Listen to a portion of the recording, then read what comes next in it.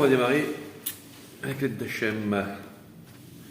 Vous aurez remarqué, si vous avez bien regardé le Sefer Torah hier après-midi pendant l'Agba, que la parashat Vaïchi a une petite particularité, c'est qu'entre la fin de la paracha précédente, Vaïgash, et le début de la parashat Vaïchi, il n'y a pas d'espace. Normalement, avant une paracha, bon, Bereshit, on n'en parle pas, mais avant le début d'une paracha, il y a toujours un espace avant, qui fait qu'on remarque que la nouvelle paracha va commencer.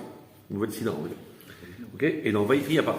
C'est-à-dire que la fin de la paracha précédente, la paracha précédente se termine, okay, Vaïfrou, Vaïrbou, Méod, il n'y a pas d'espace, immédiatement, c'est le même paragraphe qui continue, il n'y a aucun espace. Vaïchi Yaakov. Ok? Et c'est la première question qui est posée par Rachid. Ok? Et il demande Lama parashazo stuma. Pour quelle raison cette paracha-là, elle est stuma, elle est fermée? C'est-à-dire qu'il n'y a pas de petit rat, il n'y a pas d'ouverture comme d'habitude, il y a une petite ouverture de quelques caractères blancs, quelques espaces, pour pouvoir faire la différence entre la paracha précédente et la paracha suivante. Rachid demande. Il dit les filles chez qui Vangeniftar Yaakov Avinu nistemu einehem velibam shel Israël. Il dit parce que dès lors que Yaakov est niftar, alors nistemu einehem velibam shel Israël se sont fermés littéralement. Je traduis. Les yeux et le cœur du peuple juif mitzarat hashi'bud shehitchilu leshabedam à cause de la souffrance de l'esclavage. Parce qu'ils triou les Charbédam, ils ont commencé à ce moment-là à les assujettir, après la mort de Yaakov Avinu. Jusqu'à la mort de Yaakov Avinu, les Égyptiens se sont tenus tranquilles. Le début de la mort de Yaakov, la mort de Yaakov Avinu a été le début d'un petit déclin, on va dire, sur le plan de la relation avec les Égyptiens. Alors pas tout de suite en réalité, parce que Yaakov Avinu Iftar, en tant que les Shvatim, les enfants de Yaakov étaient encore en vie, ça allait. Mais en réalité, la mort de Yaakov Avinu a été quand même un petit facteur déclenchant. On parlait de la roue, là, justement, c'est que, voilà, le point culminant est déterminé. La mort de Yaakov Avinu a généré dans l'œil des Égyptiens quelque chose qui a fait que les Juifs, les Bnei Israël, n'avaient pas la même brillance, on va dire. Il était devenu vulnérable. Jusque-là, Yaakov Avinu a été un bouclier. Il a été un bouclier à plein de niveaux. Pardon, il est venu. Dès lors que Yaakov Avinu est venu, la famine s'est arrêtée. Automatiquement, tout est. Donc, finalement, il n'y a eu que 2 ans sur les 7 ans initialement prévus de famine, parce que dès que Yaakov Avinu est arrivé, miraculeusement, la famine prévue a disparu. Donc, Yaakov Avinu a été quand même un bouclier énorme pour l'Égypte en général et pour le Bnei Israël en particulier. Dès lors qu'il est niftar, voilà, ça a commencé déjà à avoir quelques secousses. Et le shiboud, ça veut dire l'assujettissement des Bnei Israël, l'esclavage, on peut dire, a commencé réellement à. C'était les ferments, les racines du shiboud à ce moment-là. Donc, vu que nistemu einehem velibam shel Israël, les yeux et le cœur du peuple juif se sont fermés, puisque évidemment, l'esclavage, quelqu'un qui a la tête dans son travail, quelqu'un qu'on considère comme un esclave, quelqu'un qu'on va frapper, etc., il est tellement dans son carcan qu'il n'a plus de sensibilité pour grand-chose. Il ne perçoit plus grand-chose, il ressent plus grand-chose, il est dans son truc. Dès qu'il lève la tête pour réfléchir, on lui fait baisser sa tête. Donc, nistemu einehem velibam shel Israël. Ça, c'est la première explication qui est rapportée dans Rashi. Voilà pourquoi la paracha est stouma. Pour dire, attention, c'est le début de la fermeture. Ok? Deuxième explication. Davar acher dit Rashi, chez Bikesh legalot et haketz. C'est que dans cette paracha-là, on va nous raconter que Bikesh legalot et haketz, il va chercher Yaakov Avinu, il va vouloir les galotes et taquettes dévoiler la fin des temps. Les manav à ses enfants, venistam mimenu, et ça va lui être fermé. On va lui enlever l'accès à la connaissance de la fin des temps, de la date, quand est-ce que ça va arriver, comment ça va se passer, etc. Ok? C'est-à-dire que lorsque Yaakov Avinu va réunir ses enfants, lorsque Yaakov Avinu va réunir ses enfants, à un moment donné dans la paracha, en fait, le but, on va le voir dans Rachid dans un instant, le but c'était de leur annoncer la fin des temps. Ok? De leur dire, voilà comment l'histoire juive va se dérouler. Moi, je vais m'en aller maintenant, mais je vais vous dire comment ça va se passer. La fin des temps, comment ça va se passer, etc. Finalement, Kadosh Baruch Hu ne l'a pas laissé. Nistam et Menou, on lui a retiré à ce moment-là la vision de cette fin des temps. Comme ça a l'air d'être dans Rachid. Ça marche? Poum, poum, poum, poum. Regardez maintenant, donc on va se téléporter à l'endroit en question. C'est le début du chapitre 49, donc la Révi, la quatrième montée. Vaikra Yaakov el Banav. Yaakov Avinu a appelé ses enfants. Vayomer, il leur a dit. He'asefu ve'agid alachem. Réunissez-vous et je vais vous raconter. Et asher yikra etrem be'aharit hayamim. Ce qui va vous arriver be'aharit hayamim à la fin des temps. Je vais vous dévoiler le secret de la fin des temps. Ketz, ce qu'on appelle. Il leur a dit, ouais. Ok. En fait, comme ils savaient que le Shiboud allait commencer à ce moment-là, il fallait les rassurer. Comme on l'a dit à l'instant, comme on l'a dit vendredi soir, ça veut dire qu'on ne peut tenir bon en galoute, on ne peut tenir bon dans une situation compliquée que si on visualise le bout du tunnel. Quelqu'un qui visualise pas le bout du tunnel en se disant on reste fixé sur l'objectif, le but c'est d'arriver à ça, il ne peut pas tenir. Vous comprenez ? Quelqu'un est dans un ouragan, dans une période de nuit, dans une période d'obscurité, dans une période d'adversité, mais il sait que ce n'est qu'un passage obligé pour arriver à quelque chose de beaucoup plus grand. S'il visualise ce qui va sortir de ça, alors il aura la force de continuer. S'il ne peut pas visualiser ce qui va sortir de ça, alors le premier vent violent va le décourager et il va se laisser emporter par le vent. Donc, il voulait en fait amener chez ses enfants cette notion-là de quête. Mais il voulait peut-être en dire trop, et Kadosh Baruch Hu ne l'a pas laissé. Regardez ce que dit Rashi. Bikesh de galot et haketz. Il a voulu dévoiler la fin. Venistal kamimenu shechina. Et littéralement, nistal kamimenu lui a été envolé, lui a été retiré la shechina, la présence divine. Vehithil omer dvarim acherim. Et donc, du coup, il a commencé à dire d'autres choses. Il a fait des bénédictions pour ses enfants, mais il n'a pas dit ce qu'il avait prévu de dire. Parce qu'effectivement, quand on regarde le texte, on dit attends, je vais vous raconter ce qui va vous arriver à la fin des temps. Et puis finalement, il les a réunis et il leur a dit autre chose. Et en plus, il répète encore une fois Hikavtsu veshimaru, réunissez-vous et venez écouter. Comme s'il y avait un deuxième discours qui se préparait. Il leur a dit réunissez-vous et je vais vous parler. Après, réunissez-vous et écoutez ce que j'ai à vous dire. Deux fois la même chose. Alors, il faut croire que justement, comme il a perdu un peu le fil de ce qu'il voulait dire, donc il a répété pour dire finalement il va dire autre chose. Pardon. Mais donc, il a donné finalement des brachot à ses enfants. Bon, c'est aussi à Harit Yamin, puisque dans les brachot, il y a quand même des éléments de Ruach HaKodesh. Et justement, c'est la question. Rachid dit Nistalka mimeno ashrina. La présence divine s'est retirée de lui. C'est bizarre ça. Parce que la construction de la phrase, elle est maladroite. Regardez ce que dit Rachid. Bikesh tegalot et taketz. Il a voulu dévoiler la fin des temps. Okay, et qu'est-ce qui s'est passé ? Finalement, on ne lui a pas laissé. Ouais. On ne l'a pas laissé dire. Donc finalement, la fin des temps, c'est-à-dire les détails qu'il voulait donner à ses enfants, lui ont échappé. Comme le premier Rashi qu'on a vu tout à l'heure. Bikesh legalot et taketz, venista mimenu. Ça lui a été fermé. Il a perdu la vision, le contact de cette chose-là. Il ne voyait plus la fin des temps, donc il n'a pas pu la raconter. Ici, c'est pas écrit. Il a voulu dévoiler la fin des temps et nistam mimenu haketz. On lui a enlevé la vision de la fin. Donc il voulait dire quelle était la fin. On n'a pas laissé dire la fin. C'est pas ce qui est écrit. C'est écrit Nistalka mimenu shrina. La présence divine s'est retirée de lui. Donc déjà au niveau de la construction de la phrase, quelque chose de bizarre. Surtout en plus qu'au niveau du sens. Ça n'a pas l'air vrai ça. Pourquoi ? Parce qu'on voit dans la suite, quand il va donner des brachot à ses enfants, on voit que c'est inspiré par un roi HaKodesh de fou. La façon dont il va analyser les enfants, la façon dont il va dire des choses en quelques mots sur la teneur réelle de ce qu'il y a dans chaque tribu, de comment les béné Israël, etc., comment il va leur annoncer un certain nombre de choses, on voit que tout ça, c'est habité par la présence divine, c'est habité par le roi HaKodesh. Donc comment on peut dire que la Shrina, elle s'est enlevée de lui ? Donc c'est très bizarre. Alors il faut comprendre qu'en réalité, non. C'est que, qu'est-ce qu'il voulait faire Yaakov Avinu ? C'est quoi Shrina ? Shrina, nous on traduit par la présence divine. Mais de quel mot ça vient ? Shroun. Il le faut dans la vidéo. Pas mal. Ouais. Pas mal du tout. Donc la Shrina, ça vient du verbe lishkol, shochen, qui veut dire résider. L'idée de la Shrina, quand on parle de la Shrina, c'est Akadosh Baruch Hu qui se révèle, qui se dévoile et qui vient résider, qui vient s'installer à l'intérieur de la réalité. La présence. Comme on voit, quand on a construit le Mishkan, parce qu'il a dit Kadosh Baruch Hu, Ve'asuli Mikdash, ils vont me construire un Mikdash, un temple, on va dire, un sanctuaire.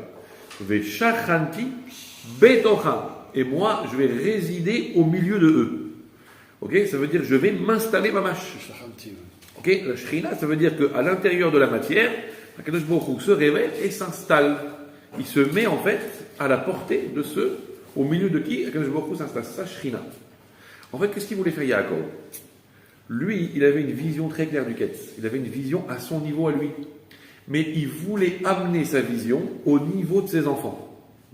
Comme n'importe quel grave, comme n'importe quel enseignant, comme n'importe quelle personne qui se trouve à un certain niveau et qui veut amener l'idée à un enfant plus jeune, à un élève moins mature, ce qu'on veut. Donc il va essayer de ramener cette chose-là pour leur faire à eux, voir à leur niveau à eux, ressentir.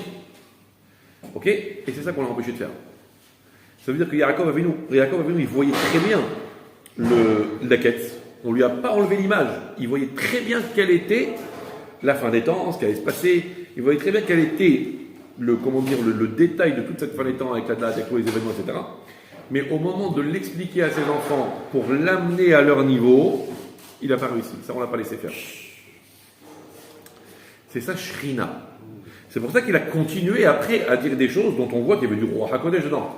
On voit qu'il a prophétisé. Donc c'est pas qu'on lui a enlevé la prophétie, que HaKadosh Baruch Hu s'est échappé de lui et que du coup il voyait plus rien. Pas du tout. Lui, il continuait à voir. Mais il y a des choses que certains rabbanim voient, ok, et que au moment de les dévoiler, on ne les laisse pas dévoiler. Comme on a vu dans les derniers événements chassidiques, que voilà, une tête qui se lève, etc. Ou Hetevet, on a vu qu'il y avait des accusations lorsque des rabbanim, surtout quand ils voulaient dévoiler des secrets de la Torah, de la Chassidut, de la Kabbalah, etc. On voit qu'il y a eu des accusations dans le ciel. Est-ce qu'il faut mettre à la portée de tout un chacun ce genre de choses? Là, en l'occurrence, c'est ce qu'il voulait faire Yaakov Avinu. Il voulait amener les images que lui, il avait, une vision claire des choses, de la présence divine, de la fin des temps, etc. Il voulait l'amener au niveau de ses enfants, et ça, on ne lui a pas laissé faire. Mais lui, il a continué à voir. Okay, c'est-à-dire que les enfants, eux, il fallait qu'ils aient une idée généraliste du Ketz, il fallait qu'ils aient ça en ligne de mire, mais les détails, il ne fallait pas qu'ils aient. Vous voyez? Pourquoi Kadosh Baruch Hu ne nous a pas dit clairement, voilà, la fin des temps, ça sera tel jour, telle heure, Mashiach va venir? D'abord parce que ça peut fluctuer, ça peut être avancé si j'ai loin du mérite. Et puis en plus de ça, si jamais on connaît la date et que la date elle est un peu lointaine, on risque de se décourager. Ou bien on risque de dire, écoutez quoi, puisque c'est pas avant tant et tant de temps, donc j'ai le temps d'aller à la pêche et je reviendrai au moment où ça sera le... Non, on doit rester, assidu sur sa ligne de mire, mais avec une conviction profonde que ça peut venir à chaque instant. Parce que le fait de le voir venir de loin, mais en même temps d'être persuadé que ça peut venir à chaque instant, c'est un petit peu comme on a vu hier. Boné Yerushalayim et Matzmiach, c'est ce qu'on a vu hier après-midi. Boné Yerushalayim et Matzmiach Keren Yeshua. Les deux brachot qui parlent de la Géoula dans la Tfila, c'est Boné Yerushalayim, le Baruch Hu, il construit Yerushalayim, et Matzmiach Keren Yeshua, il fait germer, on va dire, la délivrance. Ok? Et on a dit, les deux sont au présent. Boné, c'est il construit au présent, et Matzmiach, il fait pousser, il fait germer au présent. Ça veut dire que cette fille-là, Shmona Esrei, la Amida, qui a été composée par les Hamshek Neset Agdola au moment du premier exil, l'exil de Babylonie. Donc ça veut dire il y a 2000 ans, plus de 2000 ans. Ok? Beaucoup plus même. Et donc, à ce moment-là, on disait déjà que Akadosh Baruch Hu, il est rentré dans un processus de construction. La destruction, elle vient juste d'avoir lieu. Les ruines du Beth Amikdash, premier, elles sont encore un peu fumantes comme ça. Et on parle déjà du processus de construction. Akadosh Baruch Hu, il a déjà mis en route la construction. Donc nous, on doit être conscient que premièrement, ça va venir, mais on doit surtout être conscient que c'est en cours. Ça veut dire que nous, on participe activement à cette dimension de construction. C'est ça qu'on a voulu faire en quelque sorte, en retirant à Yaakov la possibilité de dire, voilà, ça va être à ce moment-là. Pourtant, Mechila, on dit que quand le deuxième temple quand il est détruit, Hachem, à la destruction du deuxième temple, il est déjà construit le troisième temple. Ah, ouais. Il est construit spirituellement. Oui. Ça veut dire quoi spirituellement? Alors, donc la question, mais le troisième Betamikdash qui est déjà construit, il nous attend déjà là-haut, etc. Alors attention. Ça, on peut arriver à ça avec une autre question. Donc on ouvre une parenthèse. Non, au contraire. L'élargissement, c'est... Ensuite, ça repart. Non. Question simple. À Rosh Hashanah, pas aujourd'hui, à Rosh Hashanah, on a tous prié pour que Kadosh Baruch Hu nous donne tant et tant de brachot dans l'année, la parnassa, la bracha, la santé, etc. etc. J'en passe et des meilleurs, et évidemment, on ne parle pas de la spiritualité, ce qui est évident. Ouais. Si à Kadosh Baruch Hu, on considère qu'il nous a tout donné à Rosh Hashanah, grâce aux tfilotes qu'on a faites le jour de Rosh Hashanah, le lendemain de Rosh Hashanah, pourquoi on a eu besoin de prier encore et de demander la même chose à Kadosh Baruch Hu? Et pourquoi tous les jours de l'année, on prie 3 fois par jour pour demander la même chose à Kadosh Baruch Hu? Dis-moi, on a dit que le jour de Rosh Hashanah, Kadosh Baruch Hu, il te l'a accordé. Ou pas, peu importe. Mais en tout cas, tu ne peux pas récupérer le 10, le 11 Tevet, on va dire, ce que Kadosh Baruch Hu t'a pas accordé le premier Tishri. Et si Kadosh Baruch Hu te l'a déjà accordé le premier Tishri, qu'est-ce que tu as besoin maintenant de retaper à la porte du bon Dieu en disant tu peux me donner? Les jeux sont faits déjà. C'est clair. Et la maille, non, pas du tout. Les jeux ne sont pas faits. Les jeux sont faits spirituellement. Akadosh Baruch Hu, il a pris une décision à son niveau, à lui. Maintenant, ce n'est pas suffisant. Il faut encore le faire descendre. Il faut encore le matérialiser. Il faut encore le concrétiser. Et je ne vais pas dire plus dur, mais en tout cas, c'est au moins aussi difficile de convaincre Akadosh Baruch Hu de nous accorder qu'après de le matérialiser, de le faire descendre ici. Parce que la bracha que Akadosh Baruch Hu a donnée à Rosh Hashanah, elle peut rester en l'air. Il y a eu même des dates qui ont été données où le Mashiach aurait dû venir à telle année, etc. Les tzadikim disent voilà, cette année, normalement, Mashiach aurait dû venir, mais on n'a pas mérité de concrétiser, de faire descendre ici réellement, concrètement sur la terre. Donc c'est resté en haut. Et ça s'est matérialisé autrement, avec d'autres brachot, avec l'impression de certains svarim, peu importe. En tout cas, il y a eu des avancées spirituelles, mais la Géoula n'a pas eu. Pardon. Donc c'est ça l'idée. Le troisième Betamikdash, je suis sûr qu'il est là. Mais le problème, c'est encore faut-il que la matérialisation soit possible. Sinon. Et sinon, c'est Ratson, c'est le même état. Donc il faut encore que la matérialisation soit possible. C'est un peu comme quelqu'un, il débarque, il y a une fête, il y a une sur Brachot, et il débarque avec un énorme gâteau. Ouais, et il est là, il dit, est-ce que vous pouvez, s'il vous plaît, me faire de la place sur la table? Ça m'en fait une scène marrante, quoi. Donc, est-ce que vous pouvez me faire de la place sur la table? Ça veut dire qu'il peut avoir un super magnifique gâteau à présenter, un super cadeau à faire, mais s'il n'y a pas concrètement sur la table quelqu'un qui a préparé le terrain pour qu'on puisse le poser, bah, écoutez, si j'ai pas de place pour le poser, bah, écoutez, je retourne en cuisine. La même chose. Ça veut dire que il a le Betamikdash, il est prêt, mais encore faut-il qu'ici sur terre, on aménage le monde, c'est un peu le sens de Torah et Mitzvot, on aménage le monde pour que le monde soit apte à recevoir. Et ça, tout le problème est là. Notre travail, c'est aussi ça. C'est aussi bien de déclencher des brachot là-haut, mais en même temps, c'est aussi de faire en sorte qu'il y ait un réceptacle, un kéli, sur la terre, pour pouvoir être capable de créer un lien entre la bracha d'Akadosh Baruch Hu et le monde matériel. Parce que si le monde matériel, il n'est pas adapté, et la bracha d'Akadosh Baruch Hu, tu ne peux pas installer de la kedusha, tu ne peux pas installer de la spiritualité pure à l'intérieur d'un monde qui respire exactement le contraire. Donc nous, notre but, c'est de raffiner. Donc c'est pour ça que...